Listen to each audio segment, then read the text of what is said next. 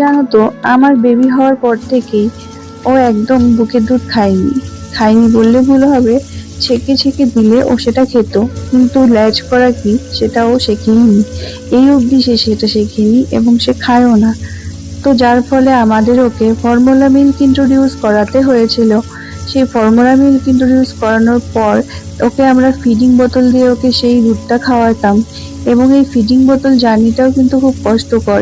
সেই ফিডিং বোতলটাকে প্রথমে ক্লিনজার দিয়ে ধোও, সেটাকে আবার গরম জলে ভালো করে বয়েল করো এবং তারপরে সেটাকে নিয়ে আসো। এবার এইসব করতে করতেই বাচ্চার আবার আরেকবার খাওয়ার টাইম হয়েই যায়। তো এই রকম যারা আমার মতো সেম সিচুয়েশনের সম্মুখীন হয়েছো, তারা আমাকে অবশ্যই জানিও কে কিরকম ভাবে এই জার্নিটাকে কাটিয়েছো।